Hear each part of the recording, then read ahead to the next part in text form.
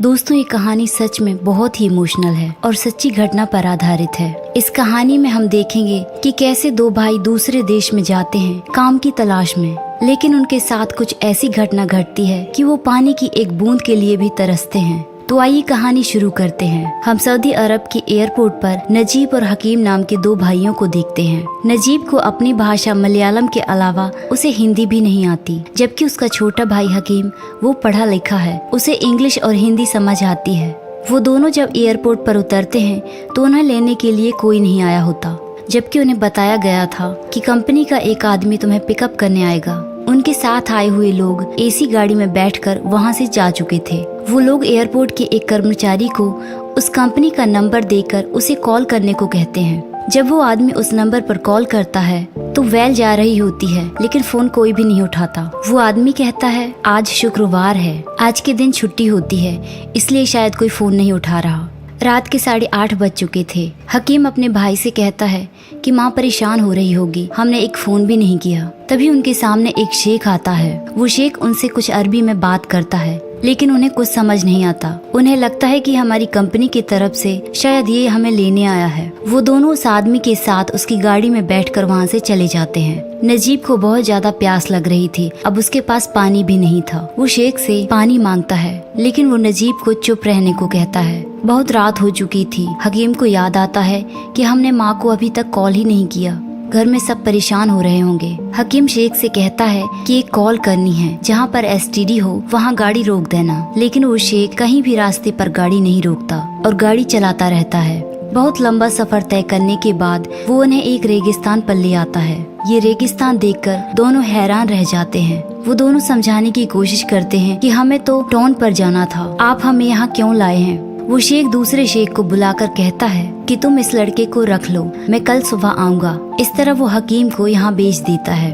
दोनों भाई चीखने चिल्लाने लग जाते हैं कि हम दोनों को अलग मत करो। हकीम अपने भाई को कहता है कि भैया मुझे छोड़कर मत जाओ, लेकिन वो शेख नजीब को बहुत ज्यादा मारता है और उसे जबरदस्ती गाड़ी में बैठाता है। फिर नजीब को वहाँ से ले जाता है। फिर कुछ दूरी पर ले जाकर वो गाड़ी रोक देता है और उसे दूसरे आदमी के पास ले जाता है और उससे कहता है कि तुम्हारे लिए एक बंदा लाया हूँ। नजीब उसे अपनी भाषा में समझाने की कोशिश करता है, लेकिन उसे वहाँ समझने वाला कोई नहीं था। उसे तो कितनी बातें उसका छोटा भाई उसे समझाता था। अपने भाई के बिना नजीब इस अजनबी देश में बिल्कुल अकेला पड़ चुका था। तभी नजीब वहाँ एक बुजुर्ग आदमी को देखता है। वो आदमी हिंदी में बात कर रहा था, लेकिन नजीब को हिंदी भी नहीं आती। वो उस बुजुर्ग आदमी से इशारे में पानी मांगता है। वो आदमी पानी की टंकी की तरफ उसे इशारा करता है। नजीब वहाँ जाकर पेट भर के पानी पीता है, क्योंकि वो बहुत घंटों से प्यासा था। फिर वो सोचता है कि मैं इस रेगिस्तान में सोऊंगा कहाँ। तभी वो देखता है कि उसका बॉस टेंट के अंदर सो रहा है। फिर वो बाहर एक साइड पर लेट जाता है। बाहर बहुत ठंड थी। नजीब अपने गाँव, परिवार और अपनी जिंदगी को मिस कर रहा था। नजीब हमेशा से गल्फ जाना चाहता था। वो अपने दोस्तों को देखता था कि वो लोग गल्फ से महंगी महंगी चीजें लेकर आते हैं। उसका भी सपना होता है कि वो भी अपने परिवार की जरूरतों को पूरा करे। वो अपने एक दोस्त से पूछता है कि गल्फ जाने में कितना खर्चा आ जाता है। उसका दोस्त बताता है कि करीब 30,000 में वीजा आ जाएगा। अगर तुम जाना चाहते हो तो बताओ, मेरे एक मामा जी हैं, वो ये काम करते हैं। नजीब कहता है मेरे पास इतने पैसे कहाँ, मुझे इसके लिए अपना घर बेचना पड़ेगा। उसका दोस्त कहता है तुम अपना घर गिरवी रख दो और फिर गल्फ जाने के बाद तुम्हारे पैसे वापस, फिर कर्जा उतर जाएगा। इस तरह नजीब अपने घर को गिरवी रखकर सऊदी अरब आया था।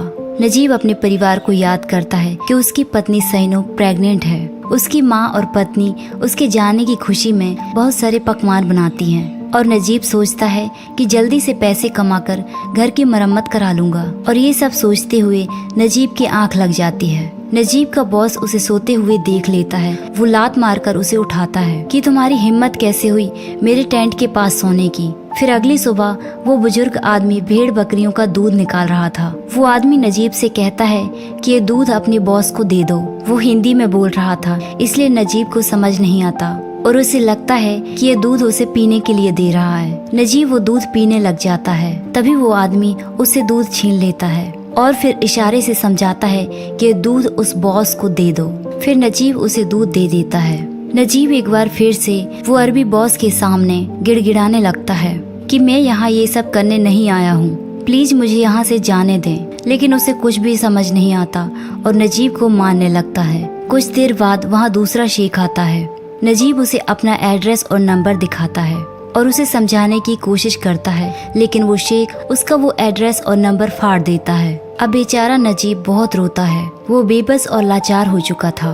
फिर शेख उसे खाने के लिए रोटी देता है। वो रोटी इतनी मोटी और हार्ड थी कि उससे चबाई भी नहीं जा रही थी।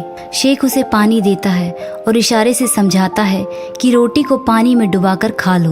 नजीब बहुत भूखा था, उसे मजबूरी में ये रोटी खानी पड़ती है। वहीं पास में एक टूटी हुई कार पड़ी होती है। नजीब रात को उस कार के अंदर सो जाता है।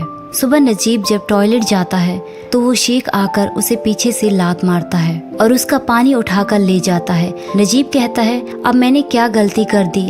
तभी वो बुजुर्ग आदमी उसे कहता है कि वो पानी शहर से खरीद कर लाता है, इसे जाया नहीं करने देता। फिर नजीब कहता है कि मैं फिर साफ कैसे करूँगा।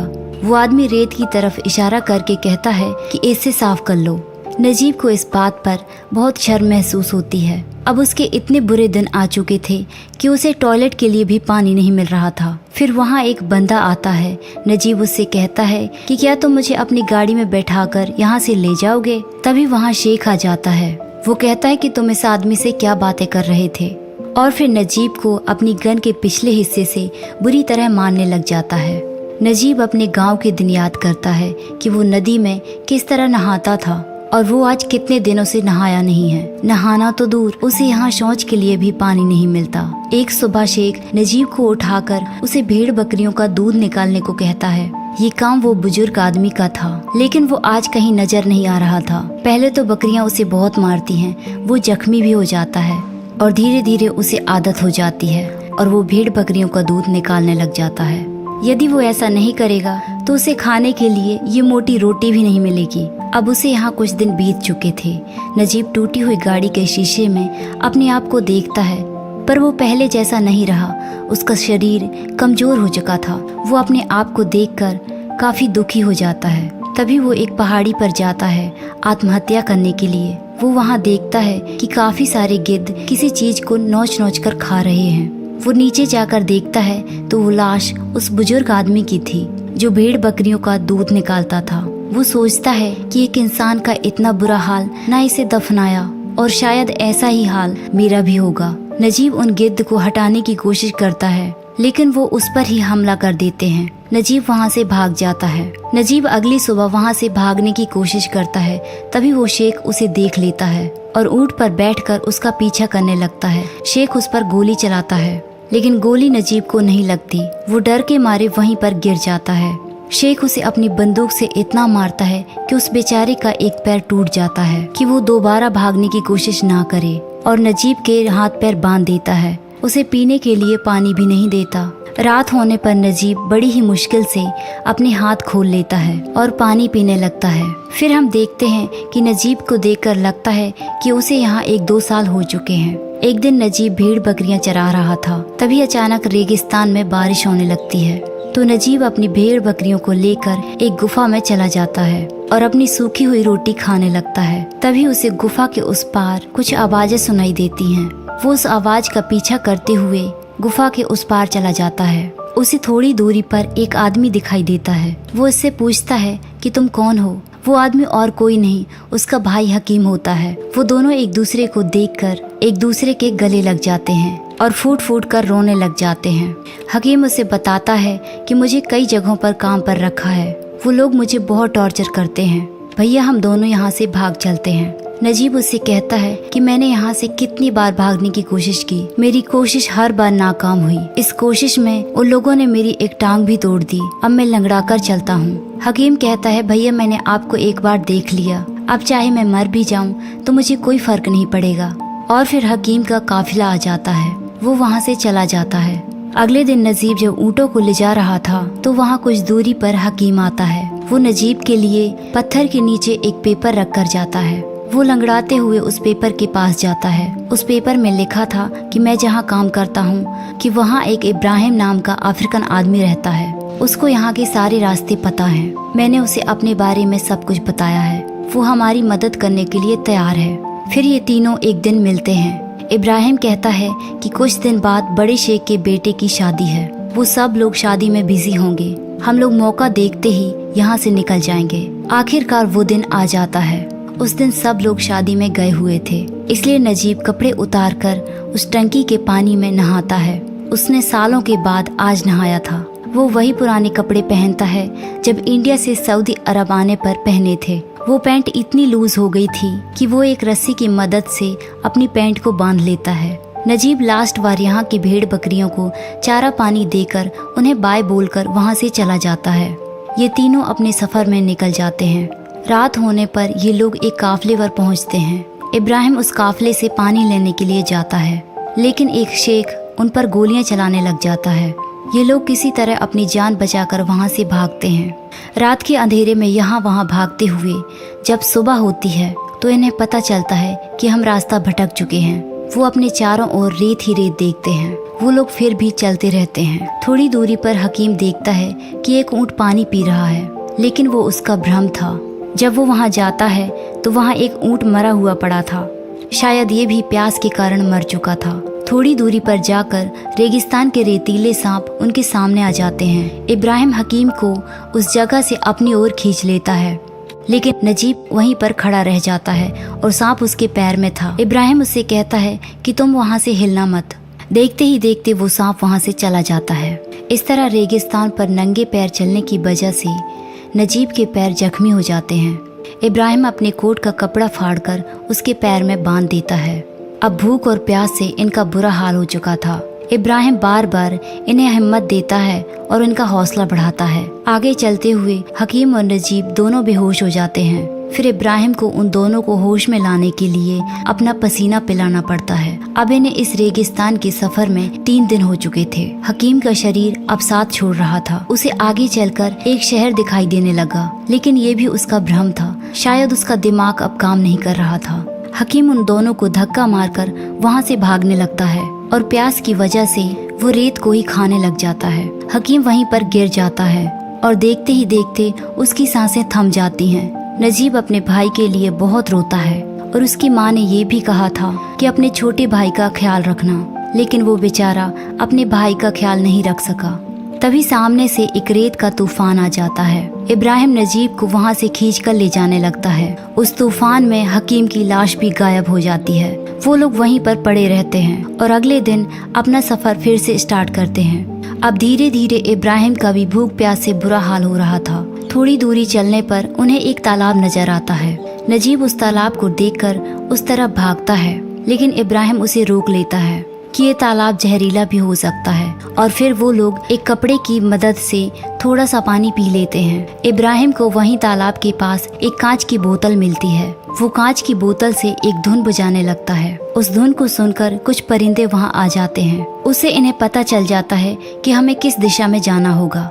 वो लोग वहाँ से फिर से चलने लगते हैं और कुछ देर बाद रात हो जाती है। नजीब की हालत बहुत खराब हो चुकी थी। वो चलने लायक नहीं रह गया था। रात को वो लोग वहीं पर सो जाते हैं। सुबह जब नजीब की आंख खुलती है तो वो देखता है कि इब्राहिम वहाँ से जा चुका था और एक कांच की बोतल में उसके लिए पानी रख कर जाता है। नजीब वो पानी पीता है और धीरे धीरे अपना सफर शुरू करता है। 2 दिनों के बाद नजीब को एक सड़क नजर आती है। नजीब सड़क पर आकर लोगों से लिफ्ट मांगने लगता है, लेकिन उसकी ऐसी हालत को देखकर कोई आदमी लिफ्ट नहीं देता। तभी वहाँ एक शेख गाड़ी में आता है और वो उसकी मदद करता है। वो नजीब को पानी भी पिलाता है। वो उसे गाड़ी में बैठाकर शहर में ड्रॉप कर देता है। फिर नजीब लंगड़ाते हुए एक मलयाली रेस्टोरेंट में जाता है। ये रेस्टोरेंट एक कुंजिका नाम के आदमी का था। उसे नजीब की हालत देखकर उस पर तरस आता है। वो नजीब की इस हालत को सही कराता है और उसका ट्रीटमेंट भी कराता है और उसके दिए हुए नंबर पर कॉल करके उसके परिवार वालों से उसकी बात करवाता है। नजीब को यहाँ 4 साल हो चुके थे। उसके पेपर पूरे न होने की वजह से उसे 3 महीने जेल में रखा जाता है। जो लोग कंपनी से भागकर आते हैं वो शेख उन्हें पकड़कर ले जाते हैं। तभी नजीब का शेख भी वहाँ पर आता है। नजीब उसे देखकर घबरा जाता है और छुपने लग जाता है। वो नजीब को पहचान लेता है, लेकिन वो उसे वहाँ से नहीं ले जाता। वो बताता है कि उससे गलती हुई थी। उसके पास किसी और को काम करने के लिए आना था। वो गलती से इसे ले गया। 3 महीने जेल में रहने के बाद नजीब अपने घर इंडिया वापस जाने लगता है। नजीब और उसके जैसे कितने लोगों को सऊदी अरब की सरकार उन्हें इंडिया भेजने का इंतजाम कर देती है। वो सोचता है कि गल्फ जाके सारे लोग अपने परिवार वालों को महंगी महंगी चीजें देते हैं, लेकिन मेरे पास बस एक ही चीज है, वो है मेरी उम्र। यही मैं अपने पत्नी और अपने बच्चे को दे सकता हूँ। इस तरह ये कहानी यहीं खत्म हो जाती है। दोस्तों, इस कहानी से हमें पता चलता है कि हमारे पास जितना है हम उसी से ही जीना सीख लें और उसी से छोटी छोटी खुशियाँ हासिल करें। हम ज्यादा बेहतर पाने की चाह में बहुत कुछ खो देते हैं और हमें बाद में पछताना पड़ता है। तो दोस्तों, ये थी हमारी आज की कहानी। हमारी कहानी आपको कैसी लगी कमेंट करके जरूर बताइए। ऐसी ही कहानियों के लिए हमारे चैनल को सब्सक्राइब कीजिए। Thanks for watching.